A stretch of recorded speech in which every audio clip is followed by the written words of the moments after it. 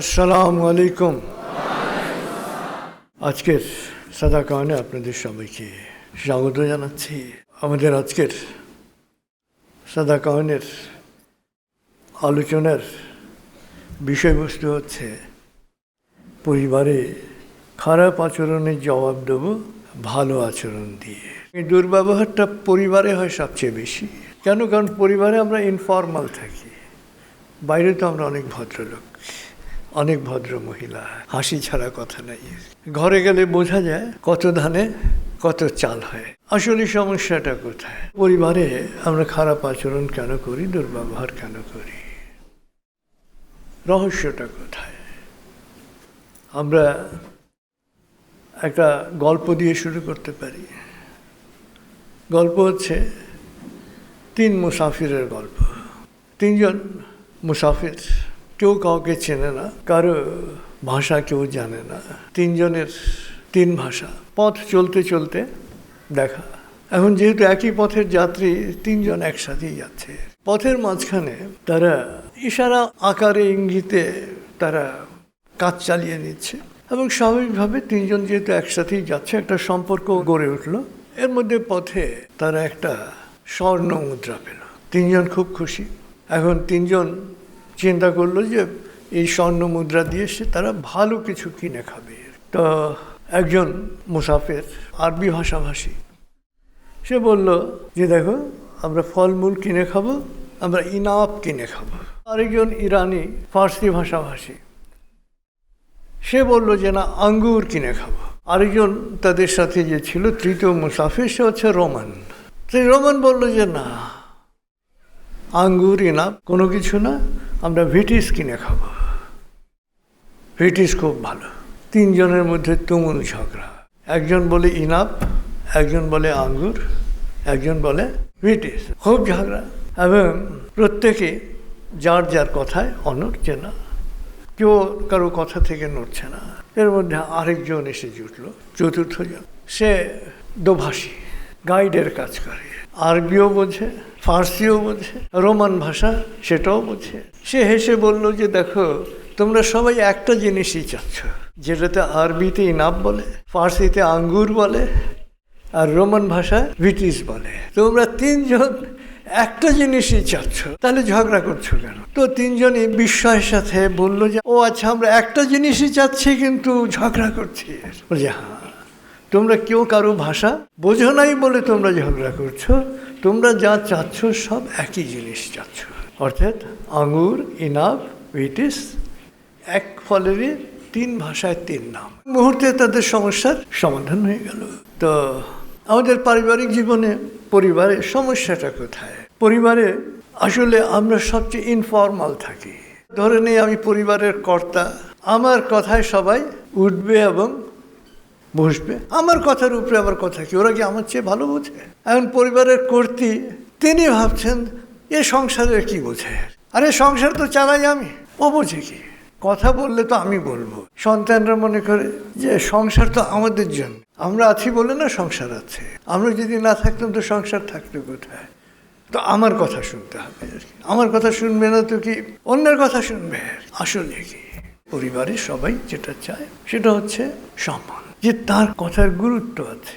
3 পথিক, 3 পথচারী ঝগড়া করছিল কেন? তার কথার, তার মতের গুরুত্ব পাওয়ার জন্য, যে না ইনাপ খাবো, যে না আঙ্গুর খাবো, যে না ভিটিস খাবো। যখন 3 জনই বুঝলো যে একই জিনিস তারা চাচ্ছে, তখন তাদের মধ্যে যেরকম সমস্যার সমাধান হয়ে যায়, তারা যেরকম সম্মানিত বোধ করে। একইভাবে পরিবারে যখন আমরা অপর পক্ষের চিন্তাটাকে, মতটাকে সম্মান করি, যে না আমার কথারও একটা মূল্য আছে, এই সম্মানটুকু আমরা যদি দিতে পারি, তাহলে আমাদের সুখের পরিবার হবে, শান্তির পরিবার হবে, ভালো পরিবার হবে। আসলে পরিবারে যখন দুর্ব্যবহার হয়, খারাপ ব্যবহার হয়, খারাপ আচরণ হয়, তখন আসলে যে দূরত্ব সৃষ্টি হয়, এই দূরত্ব কোনো কিছু দিয়ে মেটানো যায় না। আপাত দৃশ্যমানভাবে আচ্ছা ঠিক আছে, যে পক্ষ শক্তিশালী, যার গলার জোর বেশি, তার কথাই মেনে নেয়। দৃশ্যত আসলে মনে মনে কিন্তু সে মানে না, এবং মনে মনে যখন মানে না তখন দূরত্ব সৃষ্টি হয়। এবং পরিবারে অধিকাংশ ক্ষেত্রে খারাপ আচরণ, ভুল বুঝাবুঝি হয় যে আমরা ইনফর্মাল থাকি, আমরা কথা বলার আগে চিন্তা করি না আর কি যে আমি কি বলছি। তো আসলে পরিবারে সবসময় ছোট ছোট জিনিস নিয়ে খারাপ আচরণ হয়, মেজাজ খারাপ হয়। ধরেন দাম্পত্য জীবনে মেজাজ খারাপ হয় কোথায়? হাজব্যান্ড যদি ম্যারেজ ডে ভুলে যায়, হাজব্যান্ড ভুলে গেছে, আপনি মনে করিয়ে দেন না। একবার হলো যে ম্যারেজ ডে, আমি তো ভুলেই গেছি, তো হঠাৎ টেলিফোন পেলাম, যে আমাকে একজন বললো যে মাঝি টেলিফোনে কথা বলতে চাই। টেলিফোনের শব্দের সাথে সাথে আমার মনে হলো যে আচ্ছা ম্যারেজ ডে আর কি। আমি বলছি হ্যাপি ম্যারেজ ডে আর কি।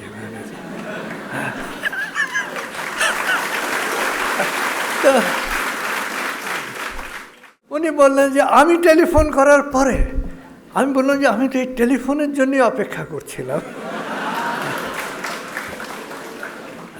যে আই এম সো হ্যাপি আর কি, যে আমার অপেক্ষাটা ফলপ্রসূ হয়েছে। তো এখন আপনি অনেক কিছু ভুলে যেতে পারেন, কিন্তু ড্যামেজটাকে কন্ট্রোল করতে হবে সাথে সাথে। আপনি যে ভুলে গেছেন, ইউ মাস্ট ফিল যেন আমি ভুলে গেছি, এবং তারপরে কিছুই করতে হলো না। তো আমি যে ওনার ফোনের অপেক্ষা করছি না এটা উনিও জানেন, কারণ নর্মালি আমি ফোনের অপেক্ষা করি না আর কি। আমার ফোনের প্রয়োজন হলে আমি করে ফেলি, কিন্তু যেহেতু বললাম উনি বুঝলেন যে কথাটা পুরোপুরি সত্য না আর কি, কিন্তু উনি খুশি হয়ে গেলেন। তো হচ্ছে যেটা যে আপনাকে সবসময় বুঝতে হবে যে কী কী নিয়ে সমস্যা হতে পারে। যেরকম অনেকে আছে যে পাপোশের জুতো না মুছেই ঘরে ঢুকে যায় আর কি। অনেক সময় ওয়াইফও করে, হাজব্যান্ডও করে। হাজব্যান্ড এটা পছন্দ করে না বা ওয়াইফ এটা পছন্দ করে না। তারপরে জিনিসপত্র জায়গা মতো না রেখে ছড়িয়ে ছিটিয়ে রাখলে, এটা নিয়ে মেজাজ খারাপ। ধরেন এখন যদি কারো ছড়িয়ে ছিটিয়ে রাখার অভ্যাস থাকে, কি করেন? স্বামী স্ত্রী হচ্ছে একজন আরেকজনের পরিপূরক, আপনি একটু গুছিয়ে দেন না, তো আপনি সময় পেয়েছেন, আপনি সুযোগ করে ফেললেন। এবং সবচেয়ে বেশি সমস্যা হয় রাগের মাথায় বাবার বাড়ি নিয়ে কথা বললে, খোঁটা দিলে, তারপরে কাজে স্বাধীনতা না থাকলে, তারপরে সন্তান ভালো রেজাল্ট করতে যদি না পারে, ভালো রেজাল্ট না করলে স্ত্রী বলে তোমার ছেলে, হাজব্যান্ড বলে তোমার ছেলে, তখন তার দুইজনের থাকে না, একজনের এই তোমার ছেলে এই করেছে বা তোমার মেয়ে এই করেছে। তো বলবেন যে পারিবারিক জীবনে সবসময় কি প্রোঅ্যাক্টিভ থাকা যায়? প্রোঅ্যাক্টিভ থাকা যাবে না, কারণ পারিবারিক জীবনে সবসময় হাসি খুশি থাকবেন। আপনি বাইরের জীবনের কাজে অনেক বারকাত পাবেন। ডায়োজনাস গ্রিক দার্শনিক অনেক জানতেন, দোষ একটাই ছিল, বলা শুরু করলে আর থামাতে পারতেন না। তো ডায়োজনাস আলোচনা শুরু করেছেন, রাত পার হয়ে গেছে, খবর নাই, বাড়ি যাওয়ার কথা খেয়াল নাই। স্ত্রী তো স্বাভাবিকভাবে টেনশন, খোঁজাখুঁজি, কোনো খবর নাই। তো পরদিন বিকেলবেলা ডায়োজনাসের খেয়াল হলো গত রাতে বাড়ি যাওয়া হয় নাই। বুঝতে পারছেন কি অবস্থা হবে? তো ডায়োজনাস ঠিক করলেন যে না, স্ত্রী যা বলে বলুক, আমি কোনো কিছুই বলবো না, বাস যেই ভাবা সেই কাজ, যে আমি কিছু বলবো না। বাড়ি যখন গেছেন, স্ত্রী তো প্রথমে হাজব্যান্ড এসছে খুশি, কিন্তু এই যে 24 ঘন্টার টেনশন যাবে কোথায়? ইচ্ছা মতো বকা, ব্যাটা ব্যাককেল, এই সেই যা মুখে আসে। ডায়োজনাস একদম চুপ। অনেকক্ষণ বকাবকি করার পরে স্ত্রী খেয়াল করলো যে সে একাই বকে চলছে, ডায়োজনাস কিছু বলছে না। আর একা বকে ঝগড়া জমে না, ঝগড়া জমাতে হলে দুই পক্ষে কথা বলতে হয়। তো যখন ডায়োজনাসের স্ত্রী বুঝলো যে সে একাই বলছে, মেজাজ গেল আরো খারাপ হয়ে। এই যে এত কথা, একটা কথারও কোনো জবাব নাই, একদম মৌনী সাধু, তোমার সাধুগিরি আমি আজকে ছুটাবো। গ্রীষ্মের শীতের সন্ধ্যা, বরফের মতো ঠান্ডা পানি, বালতি বোঝাই পানি এনে একদম ডায়োজনাসের মাথায় ঢেলে দিল। যা, এইরকম বরফের মতো ঠান্ডা পানি যখন ডায়োজনাসের মাথায় পড়লো, ডায়োজনাসের মাথা আরো ঠান্ডা হয়ে গেল। উনি একটু মুচকি হাসলেন, হেসে বললেন আমি ভাবছিলাম এত তর্জন গর্জন হচ্ছে এতক্ষণ ধরে, একটু যদি বর্ষণ না হয় তাহলে তো তর্জন গর্জন সার হয়ে গেল। স্ত্রী হাজব্যান্ডের এই রসিকতা শুনে আর কি উনি ফিক করে হেসে ফেললেন। আবার মুহূর্তে সব শেষ। তা নাহলে কি হতো? ডায়োজনাস এই দিকে মুখ করে, স্ত্রী ওই দিকে মুখ করে, কেউ কাউকে চেনে না। স্ত্রী হেসে দিলেন, মুহূর্তে সব শেষ হয়ে গেল। তা নাহলে যদি ডায়োজনাস আবার ঝগড়া করতো, এটা রেস চলতো বহুদিনের। আসলে যে কোনো পরিস্থিতিতেই প্রোঅ্যাক্টিভ হওয়াটা হচ্ছে সবচেয়ে ইম্পর্ট্যান্ট, সবচেয়ে গুরুত্বপূর্ণ।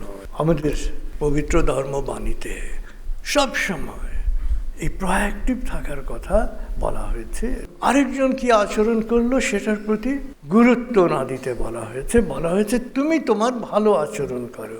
আপনি দেখেন মহামতি বুদ্ধ তিনি বলেছেন যে অপরের রূঢ় আচরণে কিংবা তারা কি করেছে বা কি ফেলে রেখেছে তাতে মন দিও না, বরং তুমি কি করেছো বা কি করনি তাতে মন দাও। বেদবাণীতে খুব পরিষ্কারভাবে বলা হয়েছে কর্কশ স্বরে কথা বলো না, তিক্ত কথা যেন মুখ ফসকে বেরিয়ে না যায়।